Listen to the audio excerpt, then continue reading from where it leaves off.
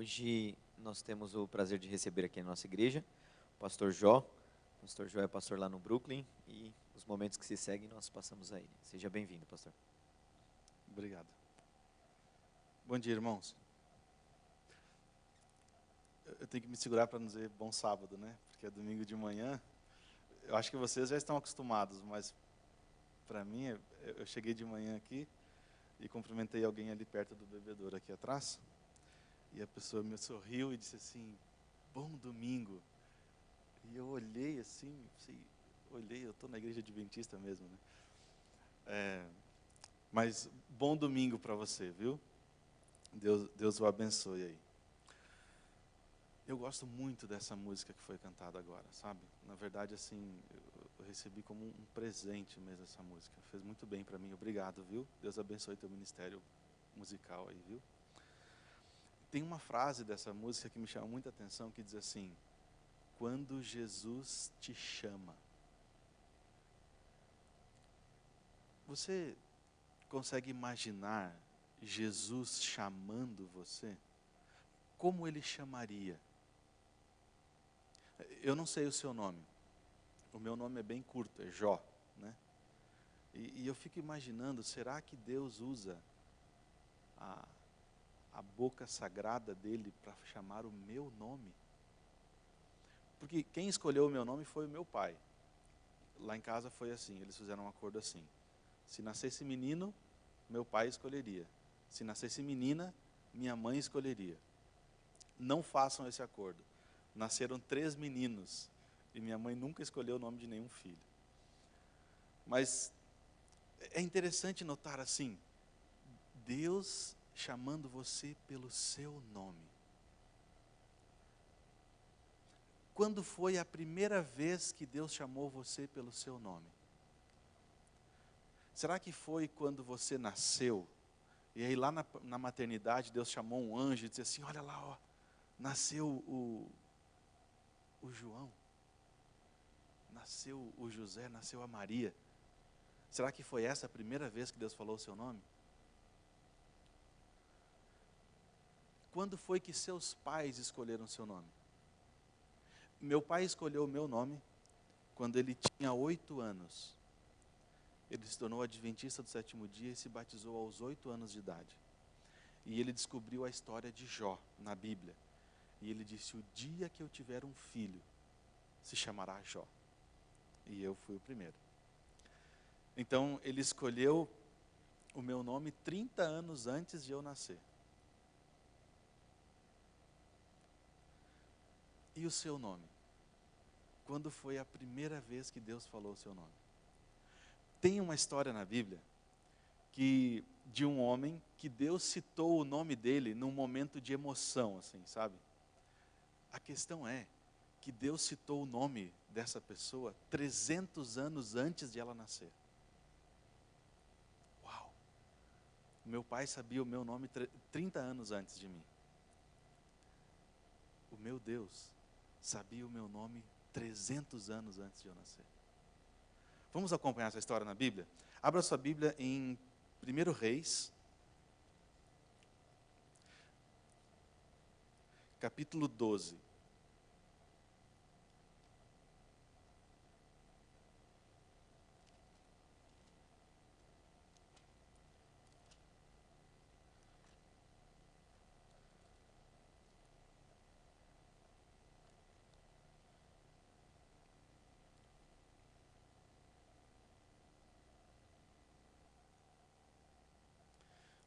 Na verdade, a gente vai ler só o último verso do capítulo 12, só para a gente entender a história. Mas a citação do nome dessa pessoa aparece no capítulo 13, o verso 2. Todo mundo já achou? 1 Reis, capítulo 13, o verso 2. Diz assim, clamou o profeta contra o altar, por ordem do Senhor, e disse, altar, altar, assim diz o Senhor, eis que um filho nascerá na casa de Davi, cujo nome será Josias, o qual sacrificará sobre ti os sacerdotes dos altos que queimam sobre ti incenso, e ossos humanos se queimarão sobre ti. que está acontecendo aqui? Jeroboão é o próximo rei de Israel depois de Salomão. Saul foi o primeiro rei que Deus não queria, mas Deus escolheu por causa do povo. Depois veio o segundo rei, Davi, que era um rei segundo o coração de Deus. E depois Salomão, que o nome significa o queridinho de Deus, né? Gedidias, na verdade. Então, vem Salomão. E aí, depois de Salomão, vem Jeroboão. Jeroboão foi um rei muito mau.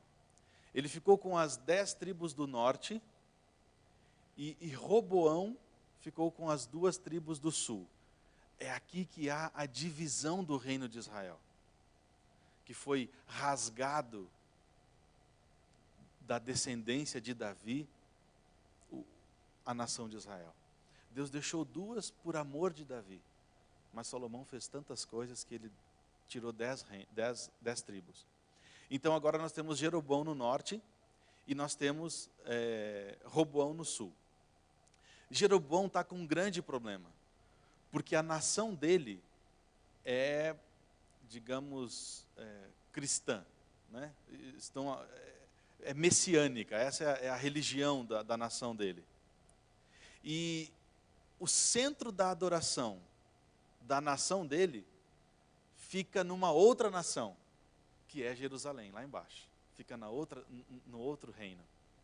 Então, pelo menos uma vez por ano, o seu país esvazia, porque todo mundo quer passar a Páscoa no sul. Todo mundo quer passar a Páscoa em Jerusalém. Aliás, era uma alegria para o judeu, para a nação de Israel, para o israelita poder, era um privilégio que ele queria estar lá. Então, uma vez por ano, pelo menos, Jeroboão via a sua nação esvaziar-se e entrar no país inimigo. Num país inimigo. Então, Jeroboão ficou muito preocupado com isso. Muito preocupado com a segurança da nação, com o futuro do seu país. Ele não era assim como os presidentes que nós temos tido ultimamente. Ele era preocupado com o seu povo. Então ele pensou, preciso fazer um local de adoração que seja dentro do meu país. E ele resolveu fazer melhor, para fazer bem para o povo, ele fez 2 locais de adoração. Note-se, adoração ao Deus verdadeiro, não é adoração ao Deus falso, ao Deus verdadeiro. Um em Betel, na saidinha do seu país, ou seja, todo mundo do seu país que fosse para Jerusalém, teria que passar por Betel, para chegar lá. E o outro em Dan, lá no norte. Ele colocou, puxa, obrigado. Nossa, agora fiquei agradecido aí, pelo menos. Então, como eu estava dizendo, ele colocou um altar no norte, bem no norte do seu país, para que aqueles lá de cima não precisassem atravessar todo o país para poder ir até em Betel, e outro em Betel para evitar que o pessoal saísse do seu país. E aqui nós estamos no dia da inauguração do templo em Betel. A grande questão é que Deus não autorizou a construção desse templo. Leia sua Bíblia em 1 Reis, capítulo 12, verso 33. No 15º dia do 8º mês, escolhido a seu bel prazer, subiu ele ao altar que fizera em Betel, e ordenou uma festa para os filhos de Israel, e subiu para queimar incenso. 13, verso 1. E eis que por ordem do Senhor, veio de Judá a Betel um homem de Deus, e Jeroboão estava junto ao altar para queimar incenso. E clamou o profeta contra o altar, por ordem do Senhor, e disse, altar, altar, assim diz o Senhor, eis que um filho nascerá à casa de Davi, cujo nome será Josias, o qual sacrificará sobre ti os sacerdotes dos altos, que queimam sobre ti incenso, e ossos humanos se queimarão sobre ti. Deus diz assim, olha, Jeroboão, o que você está fazendo é errado. É muito errado o que você está fazendo. Mas pode ficar tranquilo, porque um dia vai nascer um homem segundo o meu coração, vai nascer Josias. E o dia que ele nascer, ele vai destruir tudo isso aqui que você está fazendo. O que você está fazendo é muito mal aos meus olhos. Você está desviando o povo de mim, querendo fazer bem para o povo. Mas um dia, eu vou levantar um homem chamado Josias. E ele vai fazer tudo conforme eu estou pedindo. Veja, Deus ele fala isso emocionado assim. Porque Josias só vai nascer dali a 300 anos. Mas ele já cita o nome. Porque ele sabe que aquilo que Jeroboão está fazendo não é certo. E ele vai levantar alguém que não vai ficar acomodado com essa situação. Essa história de como acontece isso aqui, de como Deus chama esse profeta de Judá para vir aqui em Belém, é uma das histórias mais confusas da Bíblia. E eu confesso para vocês que eu conheço essa história desde que eu era criança. E eu nunca tinha entendido essa história. Eu vim entender ela mais ou menos uns 2 meses atrás. E desde então, quando eu sou convidado para falar, eu falo dessa história, porque eu entendi algumas coisas assim, que para mim fazem muito sentido agora. Vamos ler essa história toda para ver o quão louca essa história é? A gente vai ler bastante, e aí depois eu vou fazer 3 aplicações só, e aí a gente termina, tá bom? Antes do meio-dia você vai para casa hoje. Não, estou brincando mesmo. Vamos lá. 1 Reis, capítulo 13, verso 1 e 2, nós já lemos. E aí, na sequência, nós vemos que esse homem de Deus, que é trazido de outro país para falar contra aquele altar, ele diz que o altar vai se fender no meio. E a cinza do altar vai se derramar. E isso é um sinal de que um dia Josias vai nascer e de que um dia tudo aquilo ali vai ser destruído. Então, um sinal de que aquilo que ele faz é correto. Aí, o rei fica muito irritado com isso. Porque, veja, o rei reúne o povo inteiro para fazer a inauguração de um templo que vai fazer a diferença no seu país. E aí vem um intruso de outra nação e fala diante do altar que aquilo que o rei Josias está fazendo é errado. O que o rei Jeroboão está fazendo é errado. Ele fica tão bravo, que ele se propõe a matar o profeta ali mesmo. E ele levanta a mão contra o profeta. E o relato diz que o problema é que quando ele levanta a mão contra o profeta, a mão dele seca no alto, assim. Então imagina a cena. O rei do país, quem é o nosso rei aqui hoje? O Temer, né? Então imagina o Temer fazendo a maior obra, a maior inauguração do seu mandato, sei lá, está construindo uma nova Itaipu, por exemplo, e aí de repente vai alguém, um argentino, ou um paraguaio, ou um colombiano, e chega lá no Temer e diz assim, olha, isso que você está fazendo é errado, e daqui a um tempo, isso aqui tudo vai ser destruído. Imagina a moral do Temer diante da nação, né? E aí ele levanta, então, o Jeroboão levanta assim e vem para matar esse homem de Deus. E aí a mão dele seca no alto, assim. E ele não consegue recolher. Ou seja, a vergonha dele se torna ainda maior, porque ele realmente está errado e Deus está do lado do que aquele homem está falando. E aí, quando a mão dele seca, o altar quebra. E a cinza se derrama exatamente como o profeta tinha falado. Acontece uma mudança muito grande no rei Jeroboão. Olha no verso 6 o que acontece. Então disse o rei ao homem de Deus, por favor, implora ao Senhor teu Deus e ora por mim, para que eu possa recolher a minha mão. Jeroboão, com toda a sua pompa, agora se vê quebrado, humilhado, tão humilhado que ele tem a humilhação no seu próprio corpo, na sua própria mão, e ele reconhece que ele está errado. E isso é uma atitude muito louvável de Jeroboão. E ele diz, olha, eu reconheço que você está certo. Isso que eu estou fazendo está errado. Por favor, ora ao teu Deus, para que a minha mão possa ser recolhida de novo. O que você acha que o profeta faria? O profeta ora. E olha que interessante. Verso 6. Então o homem de Deus implorou o favor do Senhor. Agora estão os dois ajoelhados diante daquele templo que vai ser inaugurado, orando ao Deus verdadeiro, pedindo a Deus um milagre pelo rei que estava fazendo as coisas erradas. E a mão do rei se recolheu e ficou como antes. O rei ficou tão agradecido, disse o rei ao homem de Deus, verso 7, vem comigo à minha casa e seja fortalecido, e eu te recompensarei. Porém, o homem de Deus disse ao rei, ainda que tu me desses metade da tua casa, eu não iria contigo, nem comeria pão e nem beberia água nesse lugar. Porque assim me ordenou o Senhor pela sua palavra, dizendo, não comerás pão, nem beberás água, e nem voltarás pelo mesmo caminho por onde você foste. E se foi por outro caminho, e não voltou pelo caminho por onde viera a Betel. Veja, o rei muito agradecido pelo que ele fez, aconselha, olha, vem, por favor, vem na minha casa, eu quero servir um banquete para você. Puxa, ele foi curado da sua mão.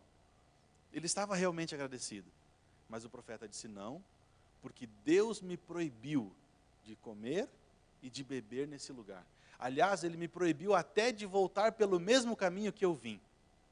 E ele não cedeu ao rei e foi embora. Até aqui nós temos dois personagens nessa história. O rei, aliás, três personagens. O rei Jeroboão, que é um rei mau, que está em contraste com um rei que ainda vai nascer, que vai ser bom, que é Josias.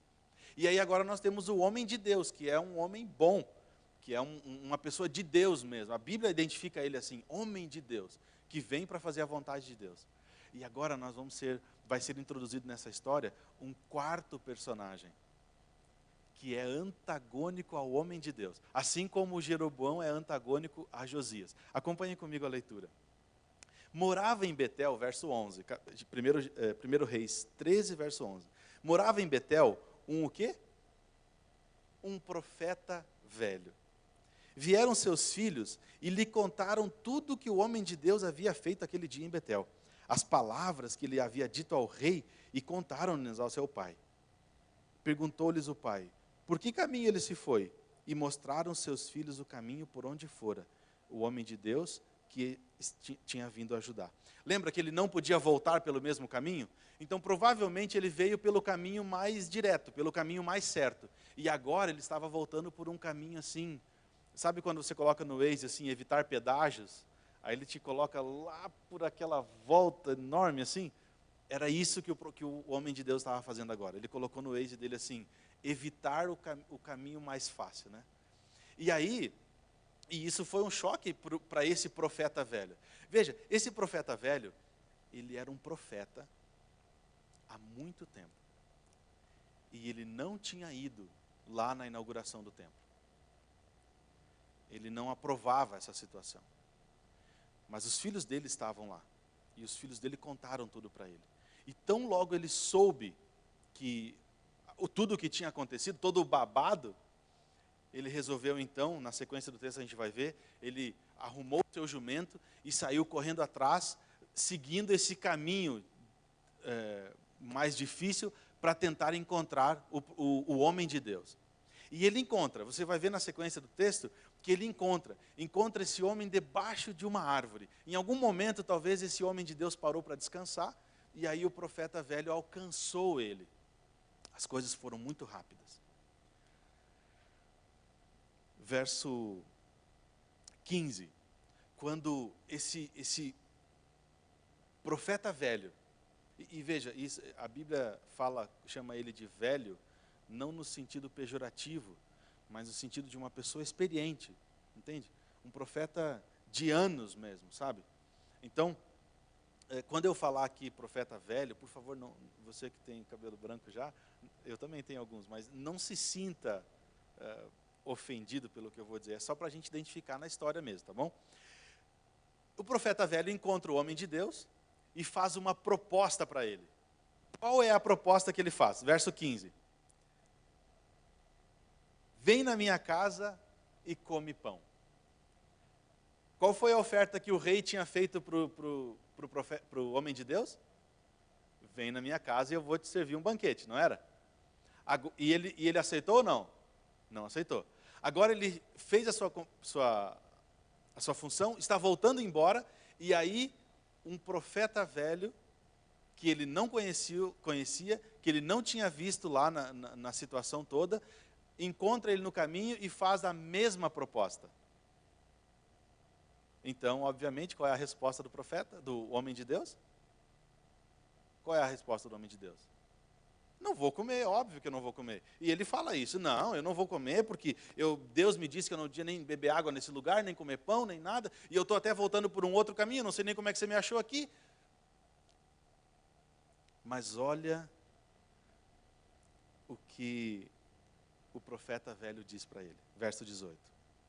Tornou-lhe ele, o profeta velho, mas eu também sou profeta como você, e um anjo me falou por ordem do Senhor, dizendo, faça-o voltar contigo à tua casa, para que coma pão e para que beba água. O que está escrito aí na sua Bíblia? Porém, mentiu-lhe. Uau! E agora? Com essa nova informação, o que o homem de Deus faz? Segue o seu caminho e vai embora, ou volta para comer na casa do profeta mentiroso? Vai embora, né? Óbvio. Leia aí o próximo verso. Então, verso 19. Voltou ele e comeu pão em sua casa e bebeu água. Ele acreditou. Ele não aceitou nem o pedido do rei. E olha, que eu acho muito difícil que esse profeta velho pudesse oferecer 30% do que o rei ofereceria para o homem de Deus. Na verdade, o homem de Deus disse assim, olha, nem que você me dê metade do seu reino, eu não vou ficar. Agora, por um pouquinho de pão e água, ele volta. Mas a história está muito estranha até aqui. Mas agora que ela vai ficar louca mesmo, quer ver? Vamos continuar lendo.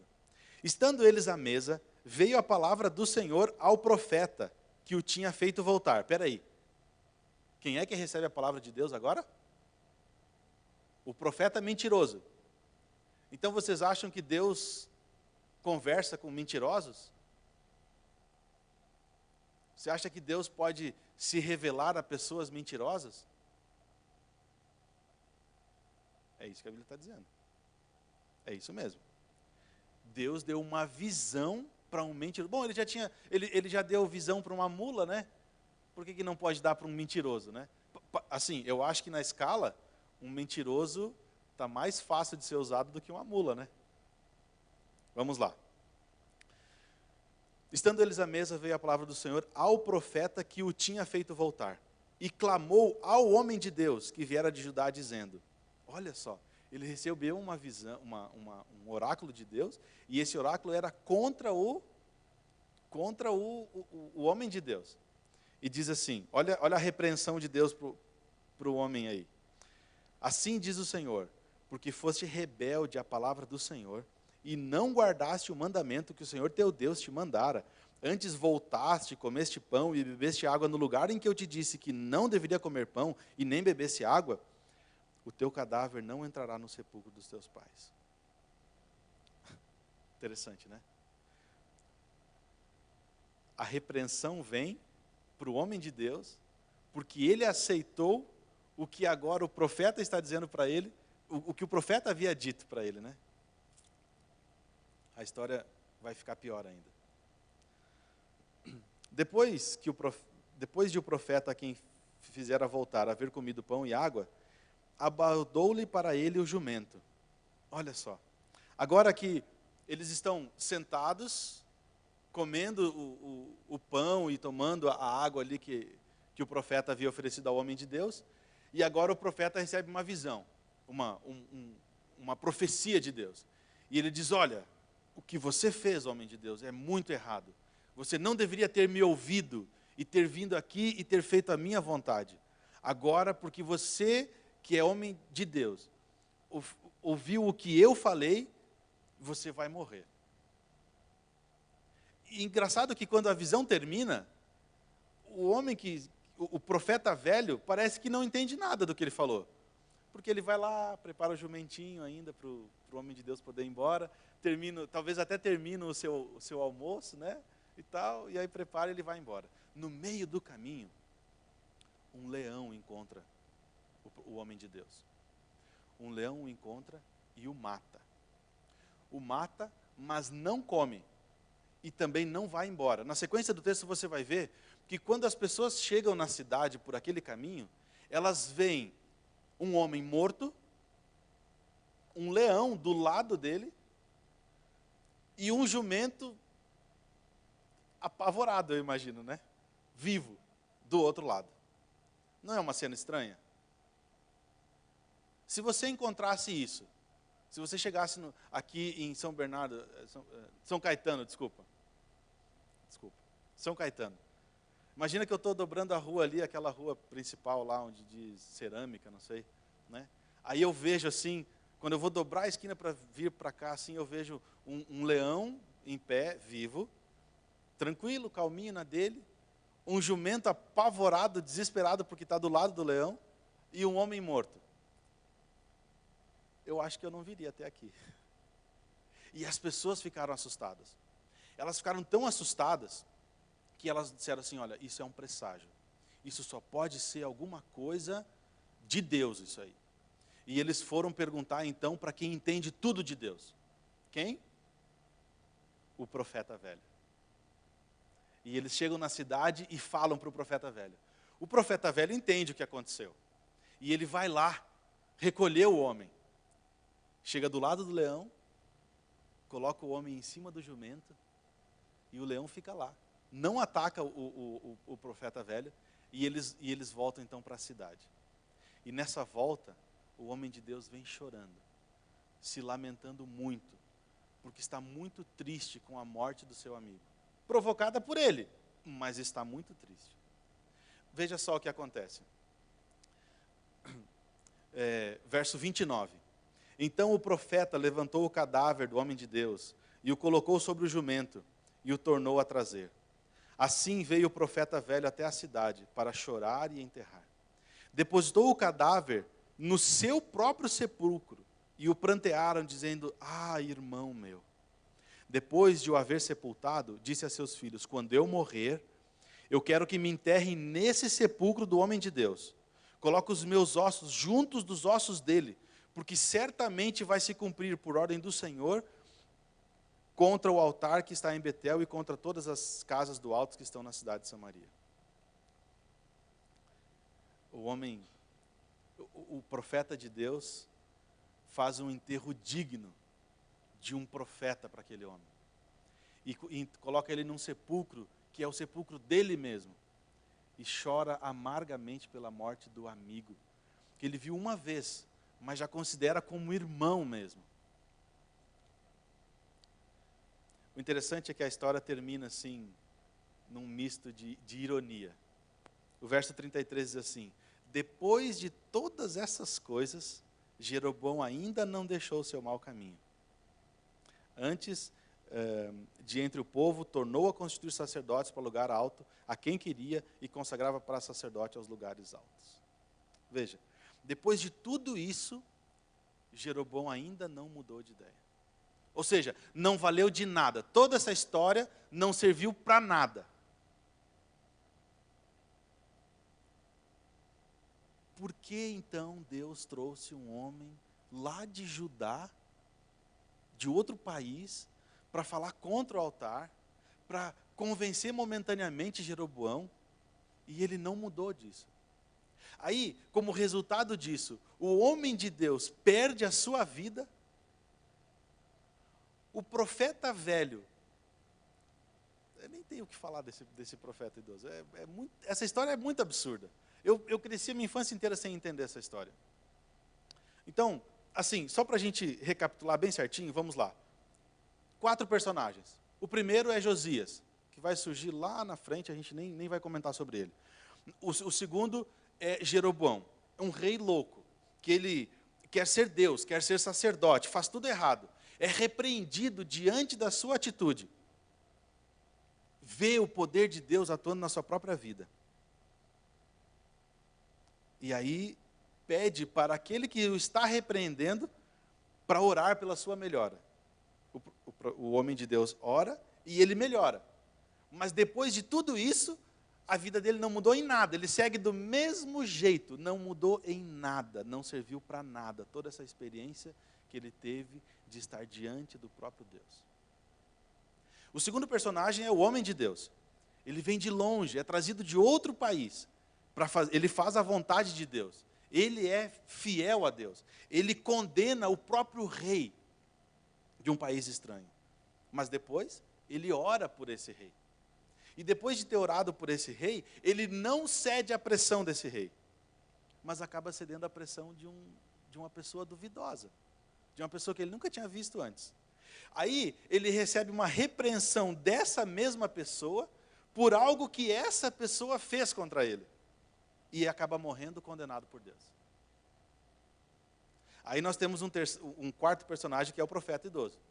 O profeta idoso, ele mora na cidade onde está acontecendo todas essas coisas. Ele não concorda com as coisas que estão acontecendo. Ele não quer que essas coisas aconteçam. Mas ele é acomodado e ele é conformado com isso. Ele não vai lá para dizer contra aquilo que está acontecendo. Ele fica em casa. Os próprios filhos dele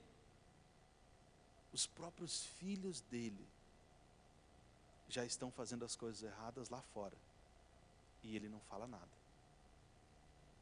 Ele está corrompido moralmente. Ele está alienado de tudo aquilo que está acontecendo ao redor dele. Mas quando ele vê alguém realmente de Deus chegando perto, chegando na cidade dele, então ele vai atrás dessa pessoa de Deus. Ele convence essa pessoa de Deus a estar um pouco mais com ele, a partilhar as coisas que sabe com ele, a ter algum momento de aprendizado juntos. Ele convence essa pessoa por isso. Na verdade, ele convence essa pessoa a pecar, como ele peca. E aí, ele mesmo repreende o convencimento que ele fez dessa pessoa. E aí depois ele reconhece que essa pessoa fez errado ao atender o seu pedido. E ele chora a morte e a consequência que essa pessoa enfrenta por ele ter feito ela pecar. Aí ele faz um funeral digno e pede para ser enterrado junto dessa pessoa, porque ele acredita piamente no que aquele homem de Deus disse. Essas são os quatro personagens.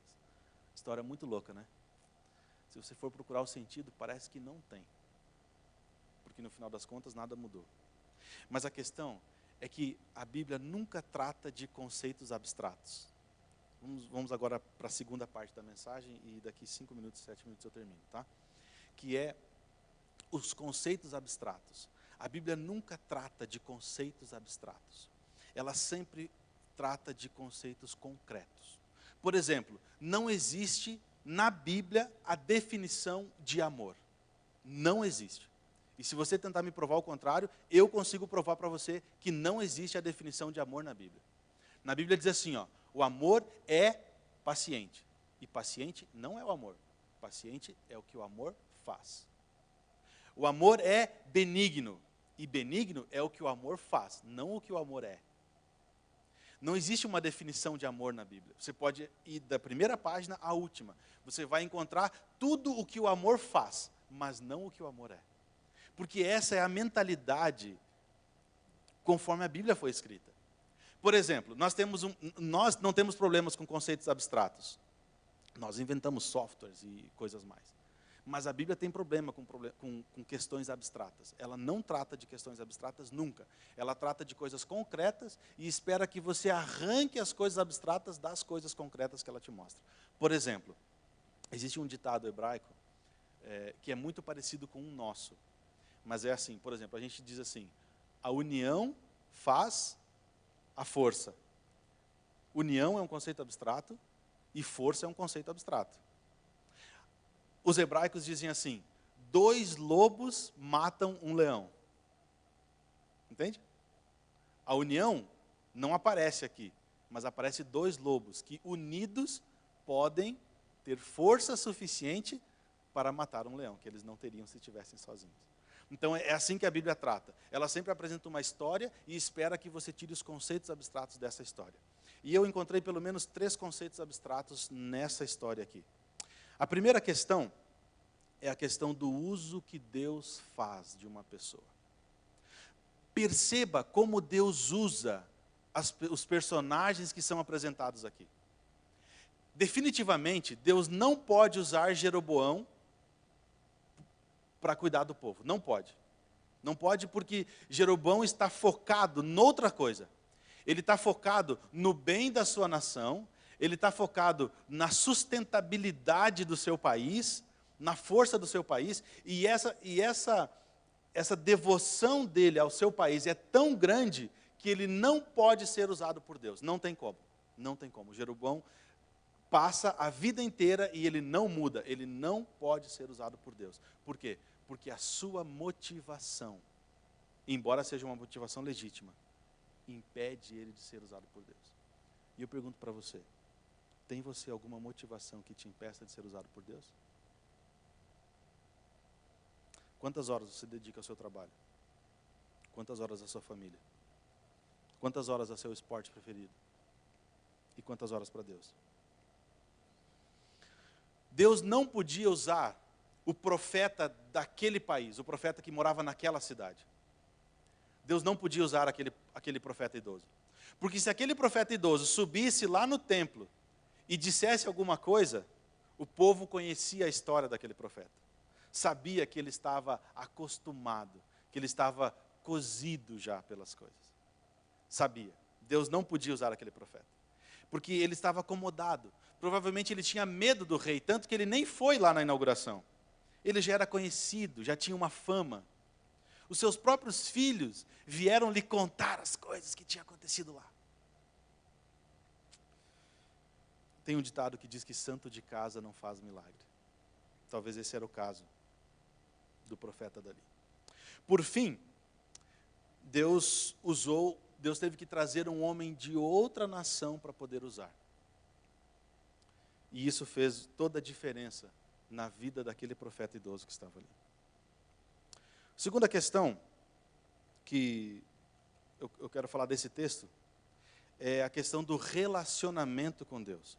Note como essas pessoas, como esses personagens se relacionavam com Deus. Veja, o rei está em rebelião aberta com Deus. Ele está fazendo tudo ao contrário do que Deus pede. Mas ele sabe muito bem quando Deus está falando. Na dor, quando ele passa por dor, ele se volta para Deus. Esse é o momento em que ele se volta para Deus. Você conhece alguém assim? Que está vivendo em rebelião aberta contra Deus? Que não quer mais nem saber de igreja, não quer nem saber que você fale nada dessas coisas para ele. Mas ele sabe a verdade. E ele conhece muito bem a verdade. E quando ele passa por uma situação de dor, quando passa por uma dificuldade, ele vem para você e diz assim, por favor, ora para mim quando você for lá na sua igreja. Não acontece isso? Ô mãe, por favor, ora por mim porque a situação está difícil. Ô filho, vamos lá na igreja vamos nós dois orar na igreja. Não mãe, eu não quero ir na igreja, só ora por mim quando você for lá. Você conhece alguém assim? Era a situação do rei Jeroboão. Essa é a angústia de muitos de nós, né? Temos familiares assim. O homem que vem de fora, ele está num relacionamento muito íntimo com Deus. Deus fala com ele diretamente, dá uma ordem direta, e ele consegue entender isso, e ele vai e faz. Ele está a serviço de Deus. Mas em algum momento, a mensagem que ele recebeu de Deus é confundida por uma outra mensagem que chega, que é a mensagem do profeta velho, dizendo que agora ele deve ficar. E aí, ele se sente em dúvida daquilo que Deus disse para ele. Veja, Deus só fala com o homem de Deus uma vez, que é antes de toda a história acontecer, lá no país dele, dizendo, vai lá e fala com Jeroboão e faz isso, isso e isso. E ele vem e faz exatamente conforme Deus fala. E aí, quando vem uma mensagem diferente, ele entra em dúvida. Mas será que aquilo que Deus diz ainda é válido? Será que aquilo que Deus falou para mim no passado ainda está valendo? Porque agora Deus está dizendo totalmente o contrário. Pensa um pouquinho na tua vida. O que Deus já falou para você diretamente? Eu sei que tem dias que a gente lê a Bíblia e parece que não entendeu nada. Mas você já teve aquele momento em que Deus falou diretamente com você e Ele disse, olha, é assim, assim, assim que eu quero que você faça.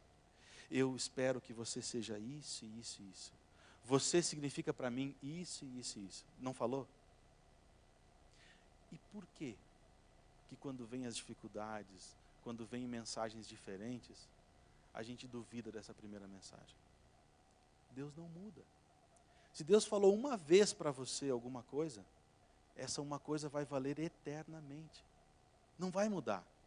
Muitas pessoas dizem assim, o casamento é para ser eterno, mas não consigo mais, não tem mais jeito. Deus falou lá atrás que o casamento era eterno. Por que agora estaria diferente? Talvez você já acreditou que tomar café fosse errado. Talvez você já acreditou que guardar o sábado fosse certo. E por que agora duvida? Talvez você já acreditou que o regime vegetariano fosse o melhor de todos. Talvez você já viu o seu nome escrito no livro da vida alguma vez. E por que não estaria mais escrito hoje? Deus mudou? Precisamos reaver aquilo que Deus falou para nós no passado. Precisamos relembrar as coisas que Deus falou para nós. Porque Deus não muda. E se Ele falou uma vez, Ele nunca vai mudar o que Ele disse. O profeta velho, ele está num relacionamento muito difícil com Deus. Ele está longe de Deus. Mas ele tem uma vaga lembrança do que fazer para se aproximar de Deus. As pessoas ainda olham para o profeta velho e veem nele ainda uma pessoa de Deus. Eles olham e dizem, olha, ele é uma pessoa de Deus. Mas lá no fundo, aquele profeta velho sabe que não é mais uma pessoa de Deus. Ele sabe que o relacionamento dele com Deus já não é mais o mesmo. Ele sente que está faltando alguma coisa. Passou o tempo e ele já não é mais tão um homem de Deus quanto ele era. Não acontece assim às vezes, de as pessoas olharem para você na igreja e disserem assim, puxa, olha só, o irmão Joaquim está 20 anos na igreja, né? Puxa, Joaquim, como você faz para estar tanto tempo? Olha, esse irmãozinho aqui, eu vejo ele todo sábado, domingo e quarta-feira aqui. Olha, esse é um homem de Deus mesmo, esse irmão aqui. E aí quando você ouve isso, você pensa assim, coitado, não sabe o que está acontecendo aqui dentro. Às vezes, nós mantemos a aparência de santidade, porque as pessoas querem ver essa aparência de santidade. Era o que aconteceu com o profeta velho. Mas em algum momento, ele viu um homem de Deus mesmo chegando perto dele. E ele tentou a todo custo se aproximar desse homem de Deus, porque talvez por osmose, de alguma maneira, talvez estar perto dessa pessoa faria com que ele se tornasse uma pessoa de Deus novamente. Talvez, se eu for na igreja domingo de manhã, mesmo que eu esteja tão mal por dentro, talvez alguma coisa aconteça lá e eu saia melhor. Vamos ver se isso vai acontecer. Não é esse sentimento que a gente tem às vezes sábado de manhã para vir para a igreja? Enfim, a Bíblia é mestre em mostrar modelos imperfeitos, né? A última questão é a questão da conivência. E essa eu quero que você preste muita atenção. Eu sei que o meu tempo já passou, mas é a última página, tá? Do meu caderninho aqui. Alguns estão nervosos porque pensam, nossa, tem mais de 10 páginas. Não, essa é a última. A questão da conivência. Note como cada uma dessas pessoas lidam com o pecado que elas veem ao redor de si. O profeta velho, ele é conivente com a situação do rei e com a situação do povo. Ele vê as coisas acontecendo, ele vê os jovens da igreja se perdendo, ele vê as crianças no hall do berço não prestando atenção, ele vê os juvenis preocupados com outras coisas, ele vê os irmãos no celular e ele acha que isso tudo está normal. Ele sabe que as famílias não fazem culto familiar em casa, mas ele não visita os irmãos para ensiná-los a fazer culto familiar. Esse profeta velho, ele é o responsável diante de Deus para levar esse povo para mais perto de Deus. E ele vê o povo se afastando, ele vê as famílias se destruindo, mas ele não faz nada para mudar. Deixa eu perguntar para você. Como é que é lá na rua onde você mora? Quantas pessoas lá na rua onde você mora estudam a Bíblia toda manhã? Sabe quem Deus tem lá na sua rua para ensinar as pessoas a ler a Bíblia todos os dias? Você. Sabe, lá dentro da sua casa, quando seus filhos se levantam e não querem mais orar, quando seus filhos não estão mais querendo buscar a Deus, sabe quem Deus tem lá para tentar reavivar o seu filho? É você. Sabe, se seu casamento está despedaçando e você acha que não tem mais jeito, você já está deixando de lado, sabe quem Deus tem para mudar essa situação lá dentro da sua casa? É você, não é outros. Se você for conivente com a situação que você está vendo e não tentar mudar, Deus não vai conseguir mudar. Porque Deus decidiu, na sua infinita sabedoria, que Ele não vai mandar anjos para fazerem o trabalho que nós podemos fazer. Entende? Eu não quero aqui que você se sinta culpado pelas coisas que você não fez ou pela situação que está acontecendo. Não é isso. Não é esse o tom. O que eu quero é que você não seja conivente com o que você está vendo. Você é um arauto de Deus onde você está. É você que Deus tem. Se alguma coisa vai mudar lá, é porque você, olhando essa situação, você se angustia e quer que isso mude. É esse sentimento que Deus quer. Veja, o profeta velho, ele é conivente com a situação do rei. Ele vê as coisas e não está fazendo nada para mudar. O homem de Deus não é conivente com o rei. Mas o homem de Deus se torna conivente com o profeta idoso. Com a mensagem meio dúbia que chega, ele se torna conivente com o profeta idoso. A grande sacada dessa história é que o profeta idoso não permanece conivente com o homem. Mesmo que ele tenha provocado a situação do homem de Deus, o pecado do homem de Deus tenha sido provocado por ele, mesmo que ele seja o culpado disso, ele não permanece conivente com essa situação. E quando ele se encontra realmente com Deus, ele aponta e diz, olha, isso que você fez era errado. Mesmo que eu tenha provocado isso que você fez é errado e não devia ter feito. Entende? É mais ou menos aquela situação do pai que nunca fez culto familiar com o filho, e hoje na faculdade o filho está fora, e Deus chama você para ir lá falar com o seu filho e dizer, filho, eu errei contigo todos esses anos, mas vamos sentar aqui, vamos conversar sobre Deus de novo. Sabe? É isso. Esse é o profeta idoso. É aquele cara que vê o casamento despedaçando, e porque ele fez tudo errado, e agora Deus diz assim, agora vai lá no teu casamento, e diz, olha, eu não quero mais essa situação, eu vou mudar isso, a gente vai ser feliz de novo, eu vou reconstruir isso. Em nome de Deus, e Deus está ajudando. Entende? Ele não permanece conivente. E interessante que esse homem de Deus, toda a história permanece igual. O Jeroboão não se converte, o homem de Deus morre, tudo permanece igual. Mas o profeta idoso não permanece igual. Ele muda. E ele dá um novo rumo da vida. Ele diz, um dia eu quero ser enterrado com esse homem, porque isso que ele falou realmente vai acontecer. Ele reacende o relacionamento dele com Deus. Eu quero ler o último textinho. Esse vai dar 10 segundos só, tá? 2 Reis, capítulo 23. Capítulo 23, do verso 16 ao 18. Passaram-se 300 anos dessa história. Josias já nasceu. Josias agora é o rei, e Josias está fazendo a mudança na sua nação, aquela que Deus disse que faria. E ele já destruiu os altares todos. Ele está renovando a nação. E agora ele se depara com um monumento. Preste atenção no monumento. 2 Reis 23, verso 16 ao 18, diz assim, olhando Josias ao redor, 300 anos depois dessa história, viu as sepulturas que estavam ali na montanha. Mandou tirar delas os ossos e os queimou sobre o altar. Exatamente como ele tinha falado.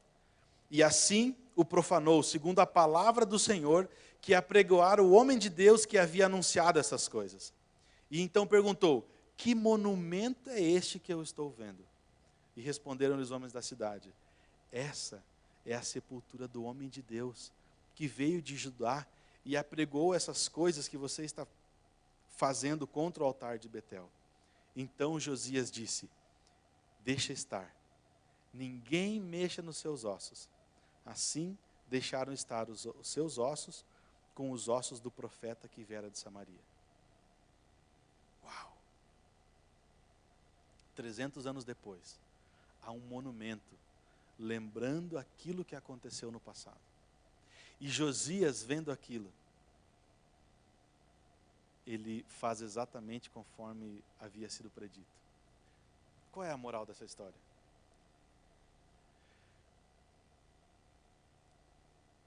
A sua conivência com o que você está vendo ao redor vai determinar o seu relacionamento com Deus. O teu relacionamento com Deus vai determinar o uso que Deus pode fazer de ti.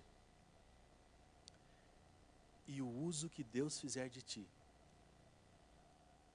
vai determinar a história que as próximas gerações ouvirão do teu nome. O uso que Deus fizer de você vai determinar a história que as próximas gerações ouvirão do teu nome. Eles não vão ouvir que o teu casamento estava quase no fim. Eles vão ouvir que você restaurou o seu casamento. Eles não vão ouvir que o seu filho esteve 10 anos fora da igreja. Eles vão ouvir que o seu filho voltou depois de muitos anos. Eles não vão ouvir que na sua rua ninguém ouviu falar de Deus. Não, eles vão ouvir que na sua rua muitas e muitas pessoas tiveram a oportunidade de salvação porque você morava naquela rua. Deus o abençoe, para que você não seja conivente com o que vê ao redor, para que Deus possa usá-lo da melhor maneira possível e para que a herança que você deixar nesse mundo possa ser digna de louvor de todas as gerações.